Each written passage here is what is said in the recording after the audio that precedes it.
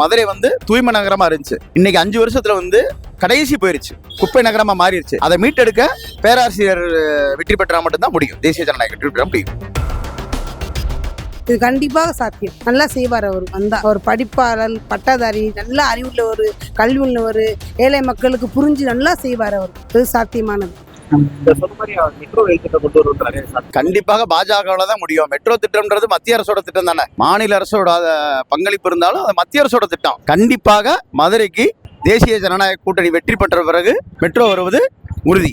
கண்டிப்பாக சாத்தியம். Metro rail வந்து அவர் வந்து ஒரு பெரிய பொறுப்பில் இருக்கார். ஐயா வந்து இந்த மெட்ரோவில் வந்தால் அவ்வளோ சாத்தியத்துக்கு கண்டிப்பாக முழு பணியை வந்து அவர் கொடுப்பாருன்ற ஒரு நம்பிக்கை எங்களுக்கு கண்டிப்பாக இருக்குது. 10,000 கோடி கொண்டு வர்றது வந்து ஒரு சாத்தியம்தான். ஆனால் இருந்தாலும் ஒரு உறுதிசப்பாக பார்க்கணும்னா நம்ம கண்டிப்பான முறையில் அதை பார்த்தா முடியும் சார். அவர் நேரடி பார்வையில் இருக்கார். 2வது மதுரை வந்து தெற்கு தொகுதி, என்டிஏ கூட்டணி வேற, 2வது நேரடி பார்வையாக இருக்குது. நீங்கள் பார்த்தீங்கன்னா உங்களுக்கே தெரியும், பிஜேபின்ற ஒரு களம் வந்து மருதையில் ஒரு தான் நேரடி பார்வையில் இருக்குது.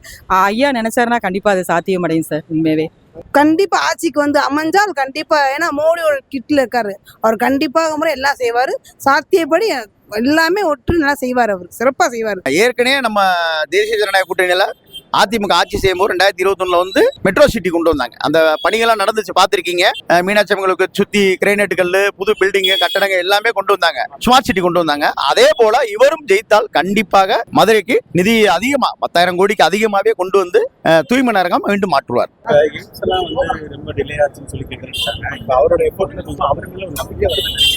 ஐயா வந்து எய்ம்ஸுக்கெல்லாம் நான் சொல்லி தெரிய வேண்டியதில்ல, இது உலகறிஞ்ச உண்மைதான். ரொம்ப வந்து ஐயா முழுமுச்சு அதில் வந்து பங்கெடுத்திருக்காருன்னு இது எல்லாத்துக்குமே தெரியும். எய்ம்ஸ் மருத்துவமனை வர்றது வந்து இதோட அனுபவம் வந்து போக தான் அதோட நம்மளோட அவங்களோட அந்த மருத்துவமனையை பற்றி போக தெரியும்.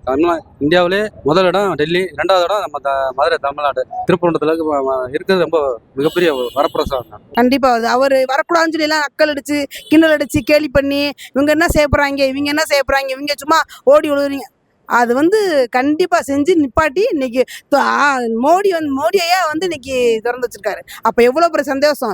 இன்னும் ஆட்சிக்கு வந்தா ரொம்ப சிறப்பா இருக்கும், நல்லா செய்வார். கண்டிப்பா 80% முடிஞ்சிருச்சு. அவர் சட்டமன்ற உறுப்பினர் ஆனதுக்கப்புறம் திருப்பூர் சட்டமன்ற உறுப்பினரும் தெற்கு சட்டமன்ற உறுப்பினரும் சேர்ந்து அந்த எய்ம்ஸ் மருத்துவமனையை கண்டிப்பா திறப்பாங்க. இப்ப குப்பைகள் எல்லாம் கிளீன் பண்றதுக்கு அவர் ஒரு முயற்சி எடுத்திருக்காரு.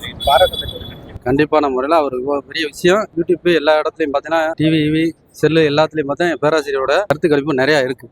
கண்டிப்பான முறை இந்த வட்டம் ஜெயிப்பாருன்னு வாய்ப்பு இருக்கு. மக்களிடையே எளிதில் பழகக்கூடிய ஒரு, அவரை பற்றி சொல்றதுக்கே இல்லை, ஒரே வரியில சொன்னா பேராசிரியர், அவ்வளவுதான். இந்த என்டிஏ கூட்டணியில் வந்து அவர் மாபெரும் வெற்றியடைய வந்து உண்மையை மனசார நாங்களாம் வாழ்த்துறோம்.